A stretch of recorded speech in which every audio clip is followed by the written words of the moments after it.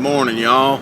It's Saturday, March 24th, 2012. It's about 9:20. I'm headed over to my church that me and my wife go to. It's only about a mile away from my house. They got some old carriers, the old round carriers with the spine fins in them, and they need service. And they've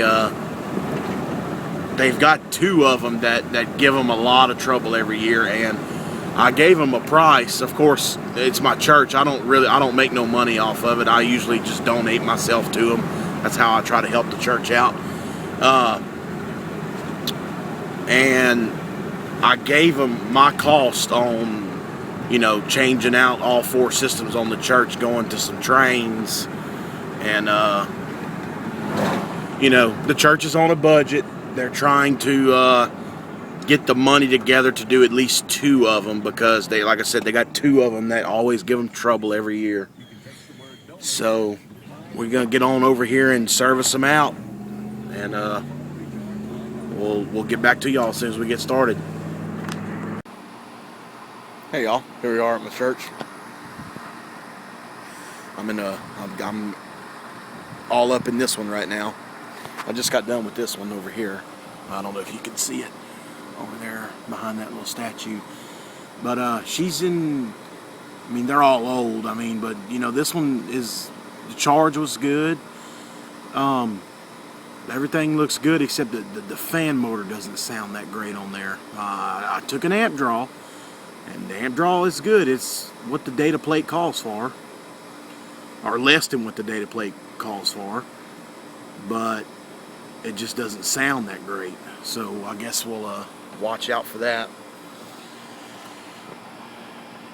Oh, and by the way, this one over here is, they've, like I said, they got 4 units on this church, but they use this one and another one on the other side of the building the most. This one here was low on charge. The target superheat was 18 and she was at 35 or 36.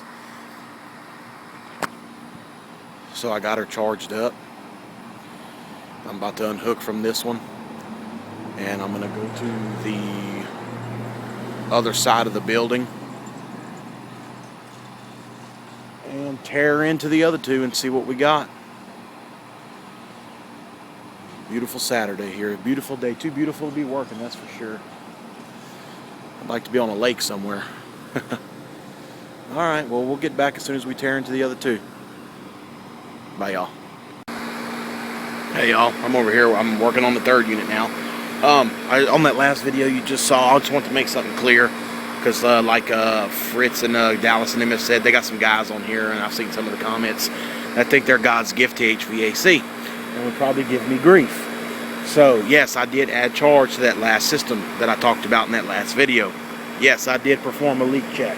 I ran the leak detector and we pressured it up with 200 pounds of nitrogen.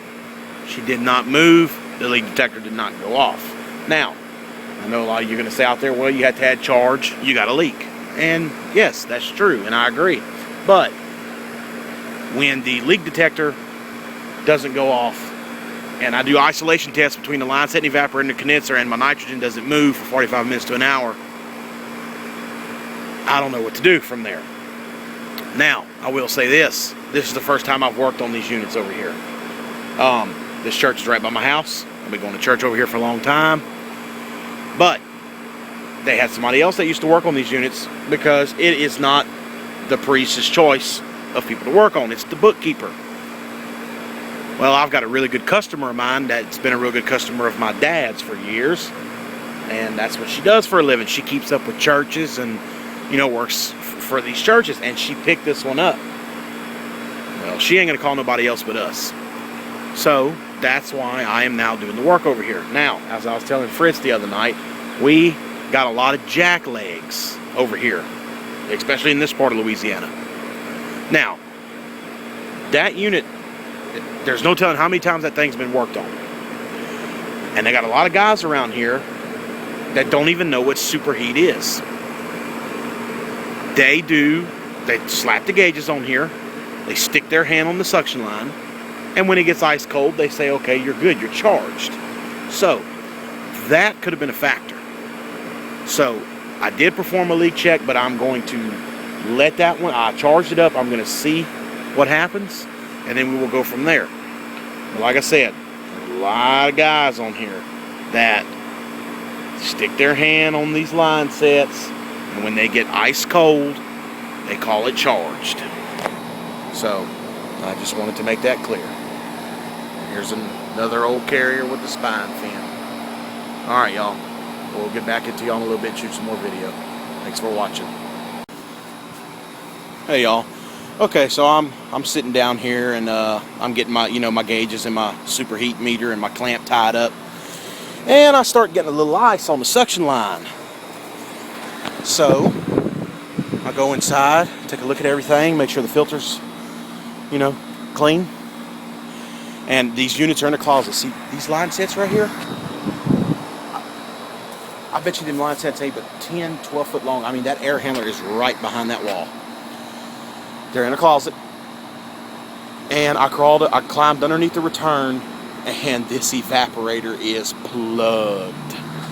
I mean, it's plugged up where it can't be plugged up no more. I took a brush to it to try to stop it from freezing. It did stop freezing, but it still needs to be pooled and be clean.